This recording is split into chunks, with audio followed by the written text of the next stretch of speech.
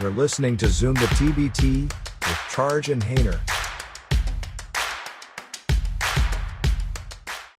Hey guys, it's Andrew Hayner, and we are here with Zoom the TBT, and I have my guest, Beau Bommarito of DaGuys STL. What is up, Beau? What's going on? What's going on, Andrew? Happy to be here. I think this is our inaugural first interview with Zoom the TBT. We've never had you on the show. We've always wanted to because as we were talking about while we were getting warm, we both have St. Louis ties. Now, you're originally from St. Louis, correct? Yes, sir. Yeah, born and raised there. I mean, lived there. Other than the 4 years I went to Emory, I've been in St. Louis all my life. So that's a big thing of DaGuys. It's a big thing of my personal, life. It's a big thing of what we do. So it's cool to be. And if you've listened to our show before, if you listen to this, you probably have, you know that I'm a WashU alum. I went to college in St. Louis. So St. Louis is one of my hometowns. It's a beautiful place. I love going to college there. And I will say this, it's one of my favorite cities in America. And we were talking about this, Beau, but it is, and it's my opinion, the worst food city I've ever lived in. I love St. Louis, but it's the worst food city. Wow. Okay, worst food city is crazy. I don't know what cities, unless you lived in like New York and like LA and those the other two cities you lived in, like St. Louis does have some good. You got to come back. I got to show you the actual. Well, I want to come back. I need to get back. It's been a while since I've been back, and I have some friends there. So this is not a no. Actually, maybe next year when we do this for TBT 2026. Maybe we'll do a show live in St. Louis. Yeah, we'll make some content there. Maybe that's what we can have a toasted ravioli review to get your trust back. Maybe because I drank too much and I threw it up the one time I had toasted ravioli. Maybe that had to be it. Now, what's the best St. Louis food thing now? Let's do that real quick. I mean, they're big on Italian food.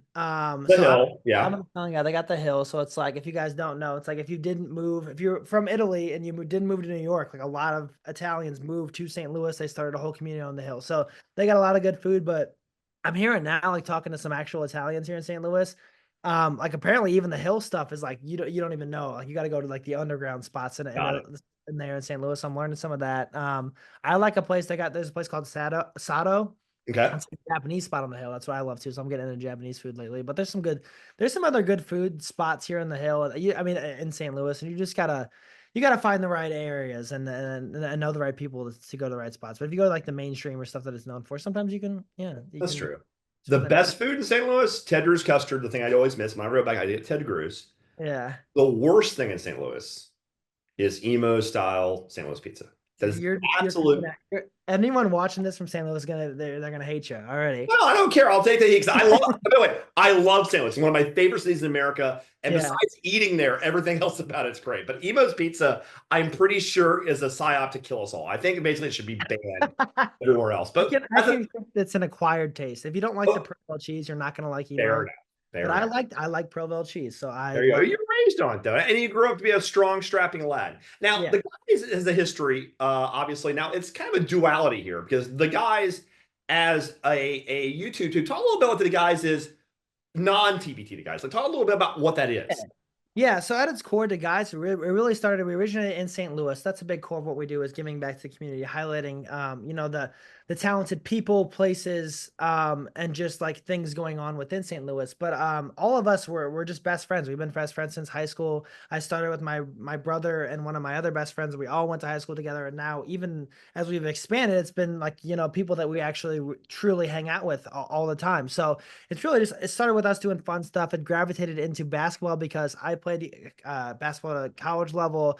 A bunch of us did play basketball, at a high school or college, very competitive level. So it's like you said, it's this mix of like us being close friends, being entertainers, and just being funny guys to be around, but also having, being able to play at that high level. And we kind of had a blend of the two.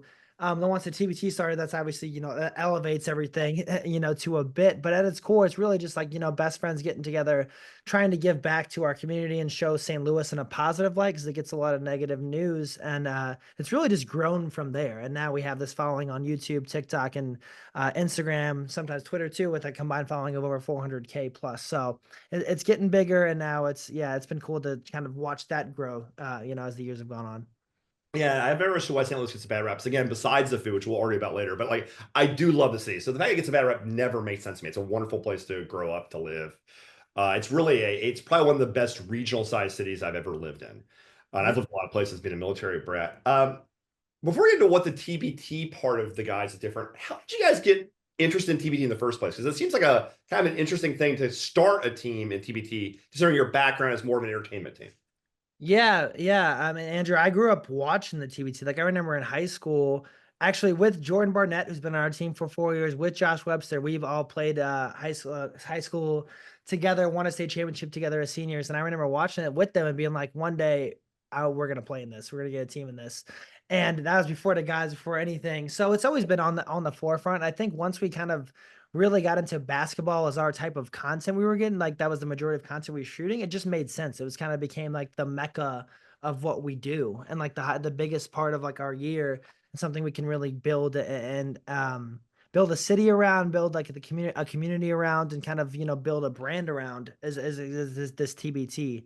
And now it's we have other things going on too, but it's been cool to grow this aspect of it, and again be like, okay, if it's really the highest level of basketball we could possibly play, right? Because I can't go back to college basketball unless we add a year of eligibility. I'm probably not going to play in the NBA. I mean, the jury's still out. We'll see. But I mean, right now it's the highest thing we can do. So, I so love I you say probably. That's the best. Probably NBA. probably not. I mean, Keep like the door open. you're saying, there's a chance. There could be a chance. We'll keep the door open. But yeah, man, it's like right now, it's just like the biggest thing basketball wise we can do, and we love it. We're looking to get our first win this year, but it's just yeah, it's been great to build something around, and even just being in there in the first place has been a dream come true, and something that I wanted to do since I was growing up in high school watching it. That's awesome. That's a really good story. So getting into how you grow to like TBT or want to have a team in it, and you have this great following of being sort of the clown princess of basketball, how do you combine that love of the game, that sort of humor, with a competitive environment? Do you bring in new players? How does the mindset shift? Yeah, I like the clown prince. That was fun. That was a cool way to say it. Yeah, the mindset definitely shifts. In the past we've really tried to like harder on the competitive side, right? But we don't. With that said, you don't want to lose like who we are, who the guys as an identity. So it's been a tough like thing to juggle because we want to be competitive, we want to win games, and we want to make the city proud because we have people watching us from St. Louis, but we also don't want our YouTube, following, our TikTok following, our Instagram following that's used to kind of seeing Blake, Tommy out there, and then like us just sitting the bench the whole time and cheering everybody on. So there's been a fine line. It's like, how do we deal with that? How do we manage it? I think part of it just making sure like myself is in like actual basketball shape to compete in the TBT. I found like I got in last year, hit a 3-pointer, and I've always been saying I should be playing more, but we'll see what happens. And now it's like part of myself is getting me in shape, but also how do we mix in the trolling? How do we mix in the entertainment value? And that can be done without just, flat out being on the court, yelling at people, instigating on the court. It can be a lot of other antics going on too. So we're talking with that. We're trying to experiment in ways that we can still bring the guys, identity and what we're known for, but still play at a high level. And again, at the end of the day, it's what we do. It's just like TBT elevates all that. So, we got to bring more to the table. Definitely, that's pretty funny. So when you're recruiting a team, I assume you're the GM, correct? You're kind of the GM and one of the lead players. It probably takes a special kind of player to recruit to be a part of your team. So they themselves have to be a high level, probably European or an international pro who wants to play with this sort of chaos and this sort of energy. So how has recruiting worked to augment your existing team for the TBT cycle?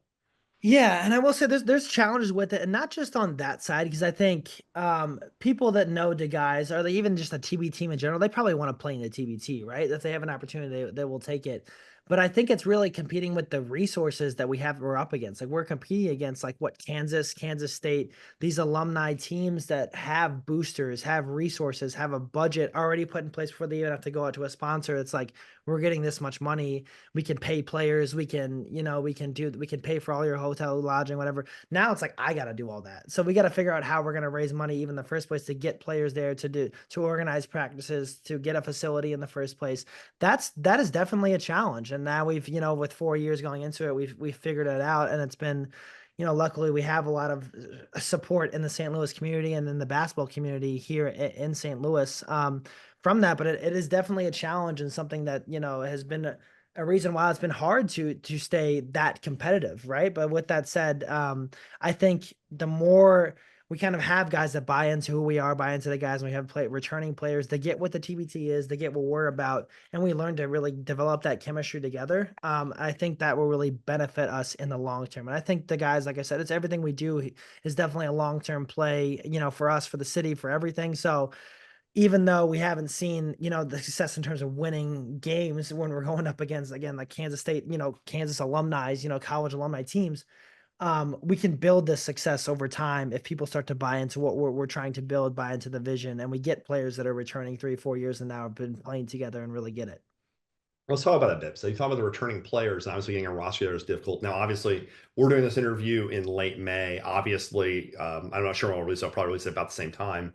So there's still a month and a half left in the cycle trying to figure this out. So are there some returning players you're really excited about making the trip back to join you guys? Yeah, and honestly, there's a lot of things in flux right now. But if I had to guess, obviously we're really excited about just like kind of our core group, like Josh Webster, Jordan Barnett, Tyree White is one that's just like has really been like a standout, and people always sleep on it every year, and he plays so well every time. So I love those guys coming back.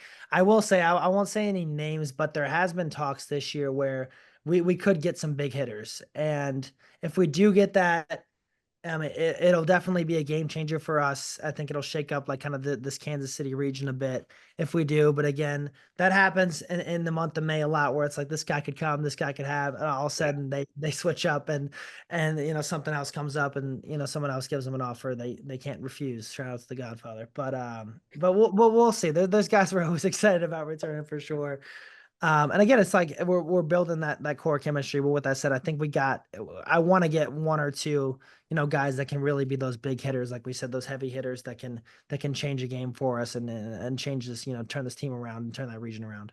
I will say what's interesting about the and people who follow us and people who follow TBT know that they've gone to a buy-in model the last 2 years. It's 10K this year, last year. It's 15K this year, which is understandable, but it is a tough burden on teams now. The silver lining of an economic cloud, though, is it does let teams know you're serious enough. If you have the money, it means that you're committed. So it has cut a lot of these sort of quote unquote bozo teams out. The guys are like, yeah, we have a team and we have these players. We'll call it the Team Washingtons. So like the ones that always have Tony Roten's going to show up, Nate Robinson's going to show up, and they never come. Every year it's like this team's loaded and then somehow they can't get on a plane. So having the resources to commit does help you recruiting, obviously. Have you found that as you've built the brand in TBT, recruiting has gotten easier? No, it definitely has, and there's definitely been people reaching out to want to play with us, which is great. Again, it goes back to the resource, and like you said, adding the 10K, 15K on top of it that adds up. It's like we love to get people from out of town, but if we're gonna if it's versus like same level talents, and they got a guy from St. Louis versus a guy that we have to go pay for their lodging to come practice and stuff, it gets a bit harder. So we have to find that fine line of where do we want to get some guys from out of the state and come and be really competitive, and where does that take away from what we're trying to do, and just from getting them able to practice with the team. We tried that last year, and it's been tough to get someone to to show up and practice for 2 weeks and come to St. Louis and do that. So that's something we got to consider too. But it's been easier, yeah. Like you said, every year it gets a little easier on the recruiting side to get people to buy into the vision, to know we're actually we mean business, and to get people to want to play with us. I mean, it is your fourth year, and while you are 0-3, you've been competitive in a few of those losses. So obviously, the fact is, like, you have the battle scars, you have the history, so it's got to get easier to recruit. Are you guys going to have a training camp this year? Yes, we'll definitely start that pretty soon here. Ideally, we'd like to have like people since we have a lot of our teams around like St. Louis, we like to get guys just playing together, even if it's just like pick up in June and start that. And then we'll hit it hard like mid-June, start to practice maybe end of June, July time, and get that training camp going. So that is a big advantage of having a team that's built around a city, is if they're all living in town together already, we can start practice a little bit early. I think that'll be the big shift of this year, is like we need a legit coaching staff. We've had Pep, who's been a great job for us, but he can't do it all himself. So we want to get a coaching staff together, and this time hope to really practice with the guys, get a feel for them within, for at least 2, 3, 4 weeks. And start to build those rotations, start to build those strategies and scouting and all that kind of stuff that we can really take us to the next level. I don't think it really has been a talent problem with us. I think we've had the talent, but I think it's just the execution of getting the right guys in the right place at the right time. It's really hard to do for just a coaching staff of one, which we've had people, a staff in the past, but guys have had to drop out. So I think that'll be a big shift for us this year. Definitely. And it's funny because like it's not even a question of talent because every team that gets in here has some talent. It's more a question of, I mean, the first year's a throwaway. You get in, you're just the lights turn on, you've never done it before. I'm always shocked when my first team ever wins a game. But like when the first next couple times you have to earn some scars. So I know like we are D3 and we're both D3 guys, WashU, Emory. We are D3 finally got their first win after a few tries. So maybe you can follow that blueprint, finally getting over the schneid. This region's a mess though. Now, obviously it's May, so we're not done. We haven't even done charge. I haven't done our bracketology. We haven't laid out the things, but you got the Kansas alumni, JXY or JHX hoops, Jayhawks, obviously. Purple Rain, they'll both be really good. They always have competitive teams. Heartfire's a former champ. And again, they're not getting any younger. They're still going to be an old team. They're going to be a talented old team. So those three right there, no matter where you go, you're going to get a bear of a first round game, unless you luck into a 4-5 game, maybe. But and even then, the 4-5 game won't be easy. So you're going to start off right off of a hard opponent. So how do you feel looking at this? I mean, the good thing is you're drivable. It's a 3-hour drive. Yes. So your fans can be attended. You think the fans will help support you? You get some people out there. Yeah, I think that'll be a big initiative for us this year, which will be awesome. I will go back a little bit. Like it did make me mad last year. I think we got snubbed in the seeding. Because What was your seed last year? You were like we were the 7th seed, and Seven? we got stuck playing Dayton, which was the host. And again, I don't think it would have gone. I mean, whether it would have gone differently or not, but I mean, what they said, I got all respect for We Are D3, but they played a team of like 6 guys that looked like an AAU team. Like I think legit that our DaGuys men's league could have beat them. And it's like I was looking at them like, how were they ranked above us? I have no idea. So I think we really got snubbed in the 7th seed. So with that said, you're like, I don't think there's a chance we get the 5th seed if they're gonna snub us like that again. But they better not. I'm gonna raise some hell with Jake and the whole of TBT if we get snubbed like that again. And I see this AAU team get picked above us, I'll be pissed.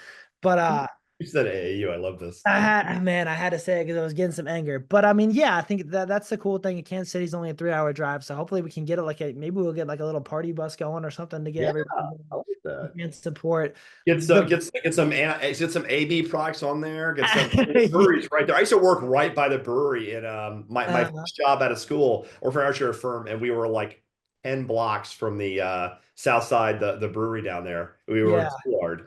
And like, yeah, get some AB products, maybe get some Schlafly maybe instead. I don't know. Okay, yeah, there we go. Schlafly AB, if you're listening, let's get something together. Let's work something out. I don't know, you guys might not be a big enough name for AB, but I bet if Schlafly Brewing's listening because they're the regional brewer. We can get some. I mean, it's funny. My keychain still for 25 years has been a Schlafly Brewing keychain bottle popper actually from the brewery. I just love the keychain. It's been on there since I was in college. So yeah, it's pretty funny. Yeah, okay, so it'll be a pretty tough region. So obviously you guys aren't an alumni team. You have actually a big fan base because of your following. But as you know, TBT, the neutrals matter. Getting the crowd helps. And while you might be playing at Kansas or Kansas State, which means they'll have fans, they'll also have the rival team's fans, and they will hate the other team. K-State doesn't like Kansas, vice versa. So you can get the neutral. So what's your pitch to the neutral fan? Why is the guys their darling in 2025? Man, I mean, everybody loves to root for the underdog, and I think we've been an underdog for the last 3-4 years in the TBT. People have kind of written us off. We've gotten snubbed when it comes to the seeding, and at the end of the day, it's like I think we kind of speak to a lot of people in making our dreams come true. I think we've kind of spoke into that in our actions of how we've able to build this brand of just going from best friends to starting this business together, starting a channel together, to be able to now this platform with 400K plus followers and being able to use that to give back, and not just to the city of St. Louis, but we've been able to put a lot of people and highlight a lot of people through our videos and give them a big platform. So we always, I think who I am, we're a man of the people. We love to get the crowd going, whether they love us or they hate us. We'll probably be talking to you guys anyway. So either way, I don't care if you guys want to cheer against us, if you're going to root against us, just be yelling our name. Hate us or love us, you got to watch and just talk to us. So that'll be fun times. But we love it, man. We love the crowd, and look, we're going to be an exciting team. I can guarantee that. If you're going to cheer us on and we keep winning this thing, oh God, don't let us win 1 or 2 games. Don't let us get going, because we're gonna bring the house down. I don't know what's gonna happen, but you know what? We're gonna start getting confident and start bringing some crazy energy to the TBT. If you've seen a little bit of our videos and what we do, man, it's gonna don't give us a couple games to really establish some of that because it's gonna get wild. You know, we've been waiting to do this interview for a while. We want to have you in a while. I can see why you guys are so much fun. You have a really infectious energy. I can't wait to see you guys play in TBT. It'll be a fun ride. I hope it extends well past a one game. Oh, thank you. I think I got a good feeling this year, man. It's our time. We got to. Okay. Beau, thanks for coming on. Yeah, thank you, Andrew. This has been great. It's been great. It's the guys, and we were hoping they can win at least one, maybe more games in TBT 25. Thanks for coming on, guys. Yes, sir. Thank you. Hope you enjoyed listening to Zoom the TBT with Charge and Hater. Subscribe to YouTube, follow on Twitter, and give us your money.